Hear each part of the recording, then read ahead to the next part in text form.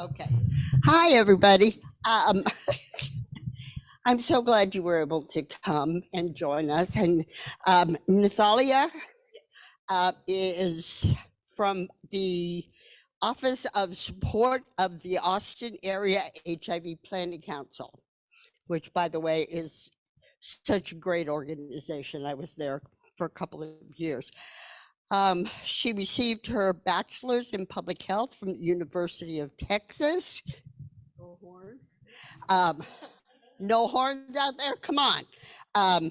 Through, and she has gathered information on HIV and STDs surveillance, HIV data quality management in national as well as state HIV databases, and disease intervention in public health follow-up. Pretty doggone knowledgeable. So I thank you for being here, and I'm really looking forward to the update of what's going on in this field. So thank you for being here. Oh, thank you for that big introduction. And as mentioned, I come from a more data-driven background. I mostly managed the national and state database. And so I am now in my new role as the planner of the HIV Planning Council, where I now get to the privilege of working with people who live with HIV more directly. And so I'm very grateful to have the experience of both being in the background scene, managing that data, but now also being here on the ground and talking and gathering this information and figuring out what we could do to make improvements in the HIV care continuum. And so thank you all for being here to listen to me. And just a heads up, this is my first time presenting at a conference. So if you see me get a little nervous, it's just because 25 doing my first conference presentation.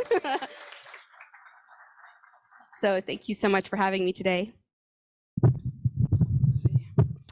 And as mentioned, I'll be going over some updates that we have for the Austin area. And I am in the Office of Support for the Planning Council, so I get the privilege of helping them get our initiatives running. And so our agenda for today, we'll be going over the current state of our planning council here in the Austin area. We'll be doing updates on HIV in the Austin TGA, or transitional grant area, that we cover as the planning council.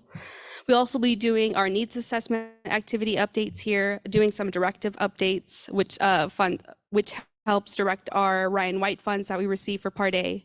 We'll also be discussing our results for the priority setting and resource allocation for the upcoming year that starts this March. We'll also be doing some integrated plan updates and doing our upcoming projects and ending with a conclusion. And so, as you all heard, I'm in the Office of Support, but what do we do? As the name suggests, we help support our Planning Council, who's a group of volunteers that help steer our response of HIV in our 5-county area, which I'll go into later on this evening. And so we help the Planning Council interface with federal, local, and state entities such as HRSA and our AA or our HRAU here at Austin Public Health. We also assist in the Part A grant writing and our annual application. We help maintain our records of membership for our HIV Planning Council. We work with our Planning Council committees to fulfill their legislative requirements of Part A. And we also help them provide admin support and guidance for all the committees and members. And we are currently a 5-person team, starting with Dr. Kojo Dodo, our manager here for our HIV Planning Council. We also have my supervisor, Jaswita Killian of the Office of Support. There is myself, the Ryan White Part A Planner 2. And this November, we welcomed our Planner 1, Zaria Thomas, to join us. And of course, we have Dina Rowley, our admin senior. And this slide lists our current Planning Council members. And as mentioned, the purpose of the Planning Council is to help direct our HIV response for the Ryan White Part A funds that we receive for the Austin area. And I'll be going into also about how much money we receive and what we do with those funds in a little bit.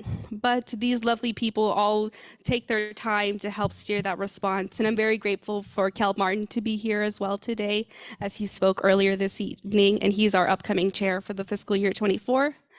And Tyreek Daniels will be serving a second term as vice chair in this upcoming year. And we currently have 11 voting members and 2 non-voting members to make up a total of 13 beautiful HIV Planning Council members. And so, what is the Austin TGA or Transitional Grant Area? We are a 5-county area that surrounds Austin, that consists of Bastrop, Williamson, Caldwell, Hayes, and Travis County. And our Part A program receives approximately $4.5 million to help us, to help steer the HIV care continuum here in the 5-county area. And as of 2020, our Austin TGA has approximately 2 million people in our TGA. Most of our population is white, followed by Hispanic persons and African Americans in the Austin TGA. And our largest city, Austin, that lies in Travis County, is where a majority of our persons with HIV live at this time.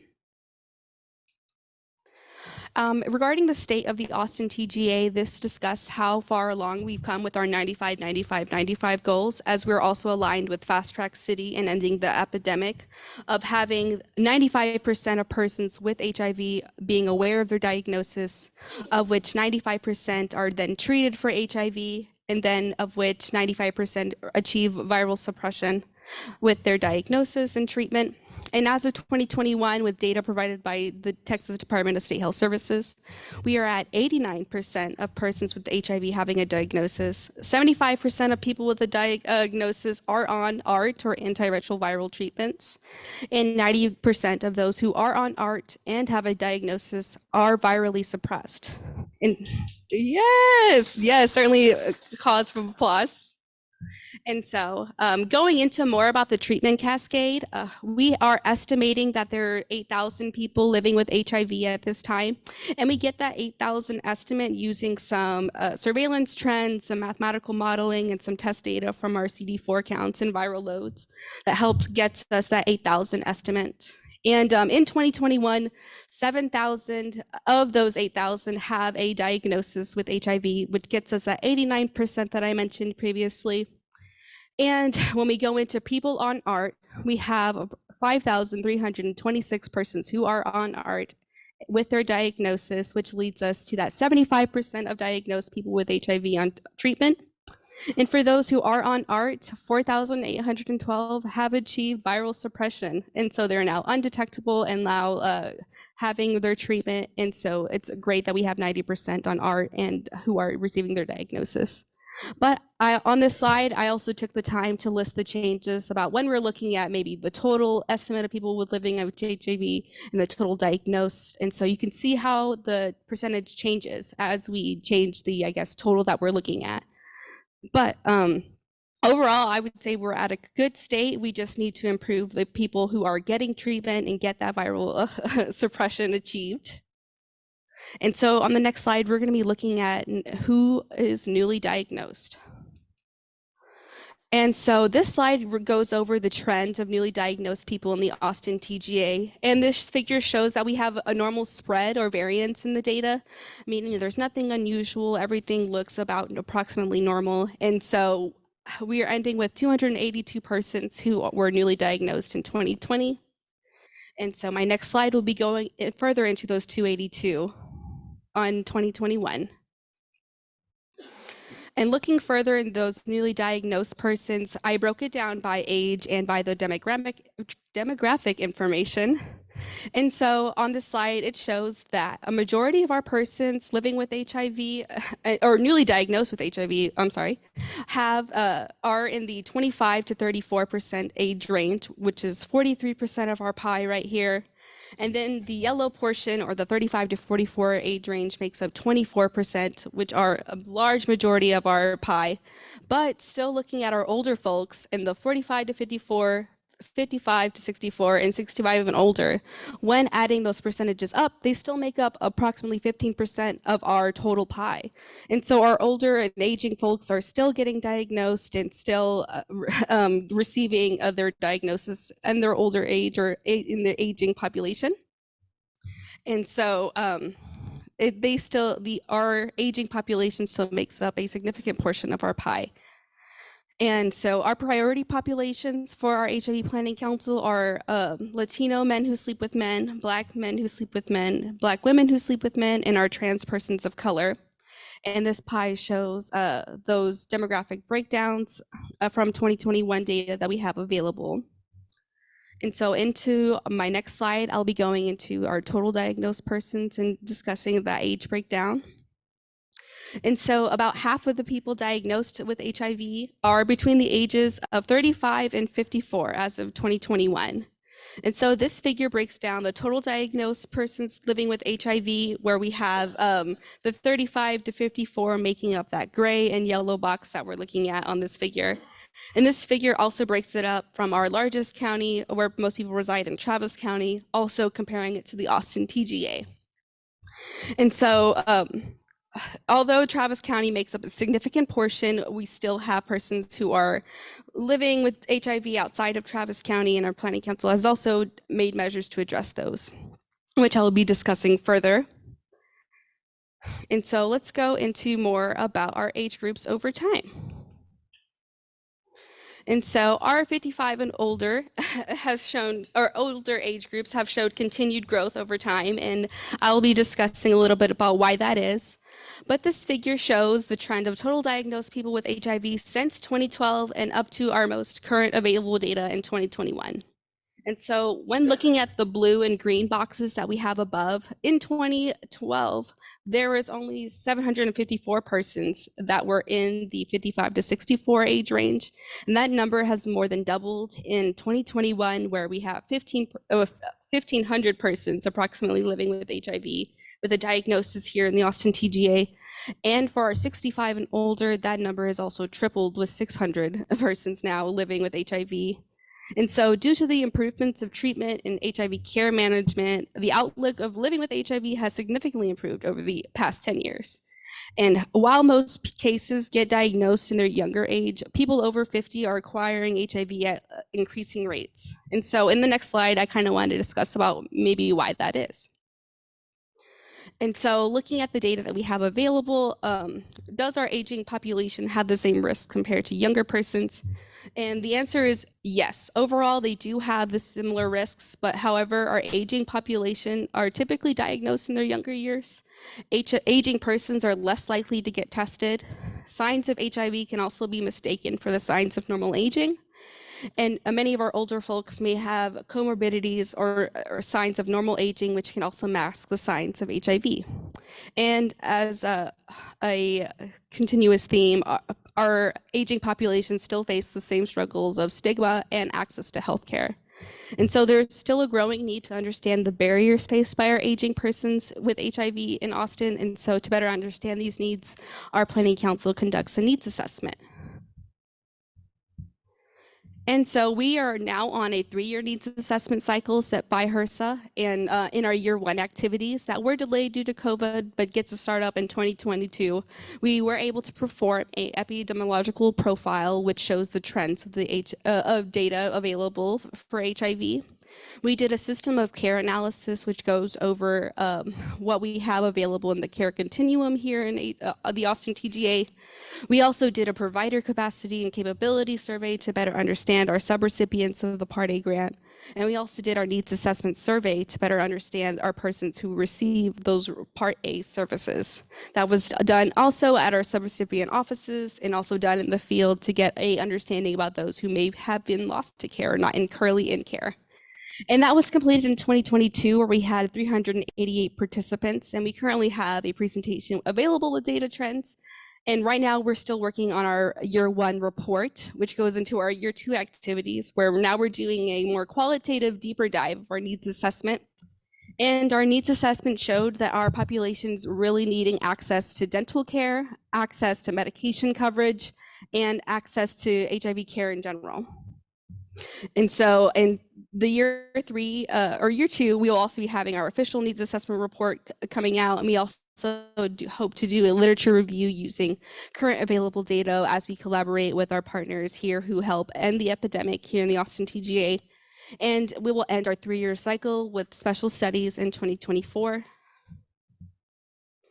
And so using that needs assessment data, our planning council helps develop directives. And directives are essentially the marching orders or blueprints of what we do with our Ryan White Part A funds that we receive in the Austin area. And our planning council currently has 3 active directives. And so our first one and our most recent one is our peer support directive, which aims to provide peer assistance for those who are lost to care or newly diagnosed to help navigate that HIV care continuum.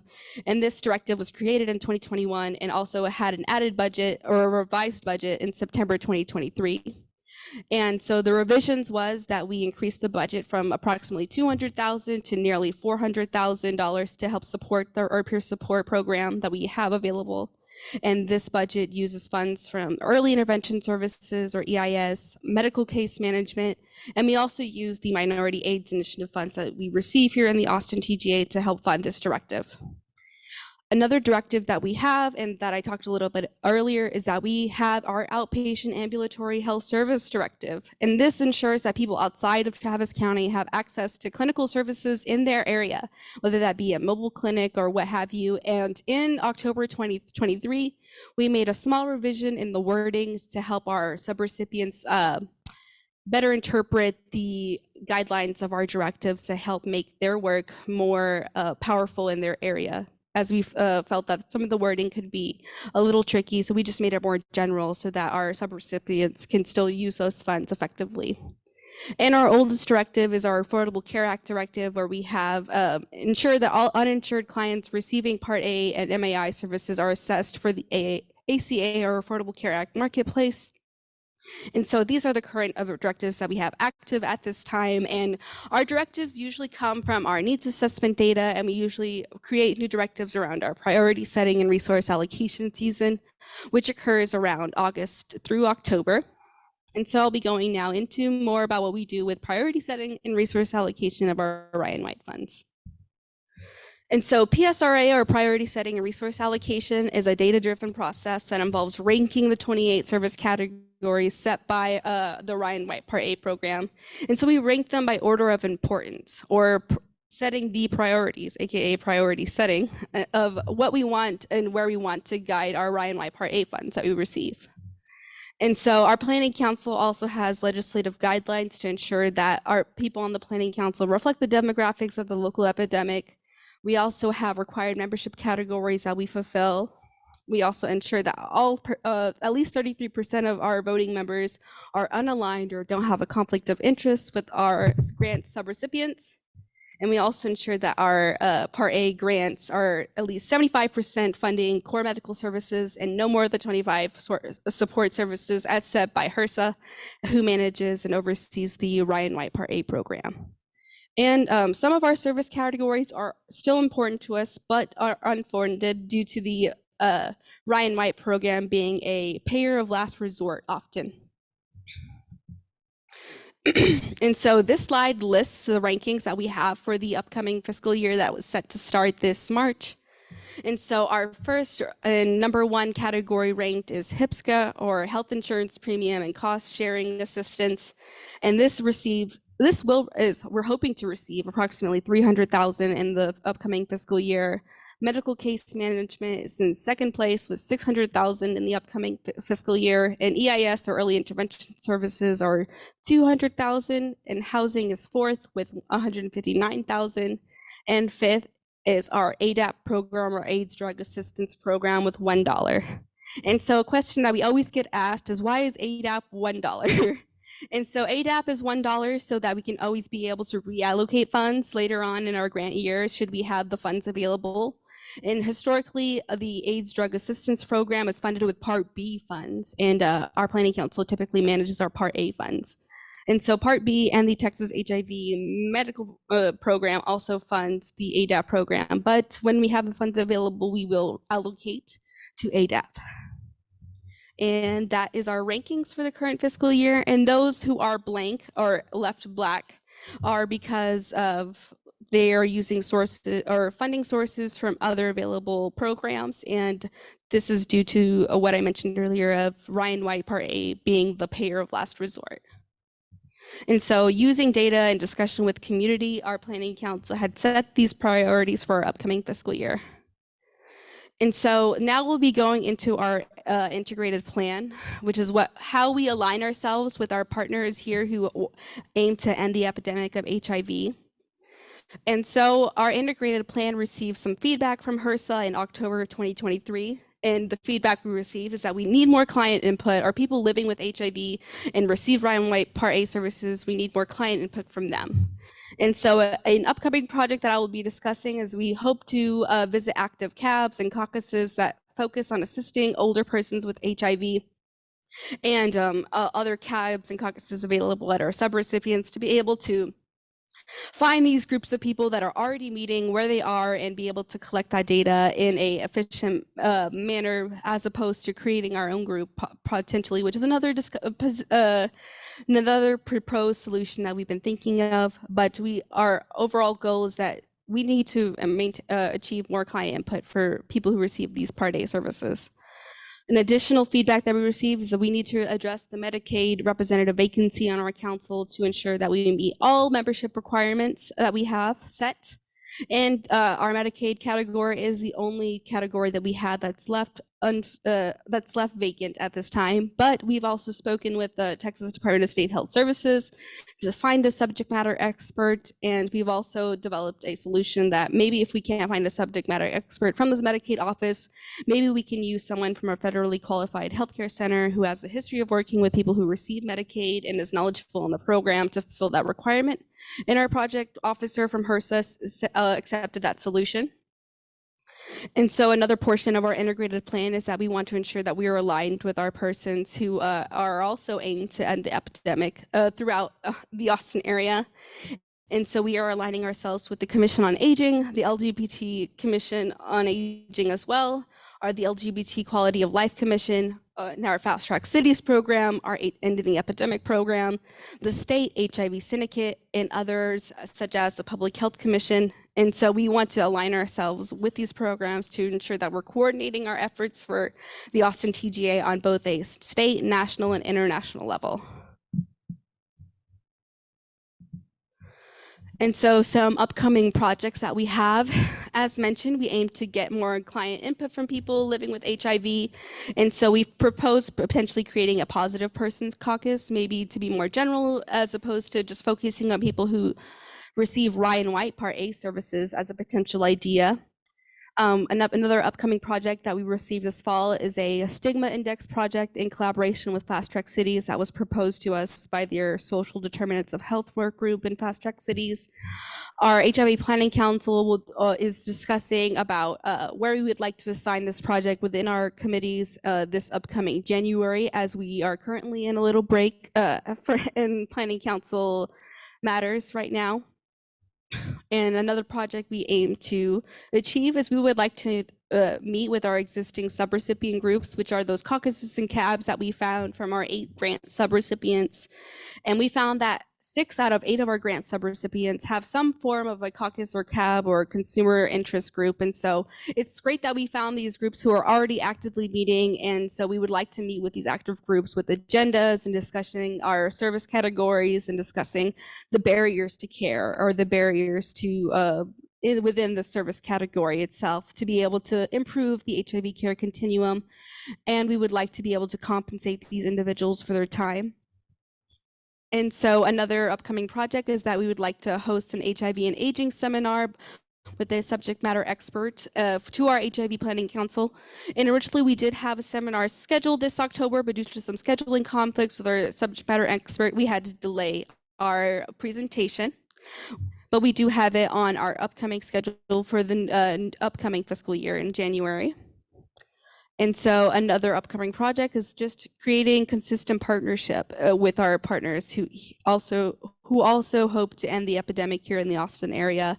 And we also want to ensure alignment with our aging partners as well, and to work with our partners who address all of our priority populations here in the Austin area. And so I will be ending my presentation today with the conclusion. And so to conclude, we do have progress towards our 95, 95, 95 goals. We also have a plan to garner more community input. We also hope to create space to address the growing needs of people aging with HIV. We plan for more interaction with our Part A grant subrecipients, and we also hope, with alignment of our partners here, to reduce silos through planned integration and consistent communication with our Part A partners. And so I would like to end with the question on what other actions do you think we can take as individuals or as a planning council to improve our direction on HIV and aging?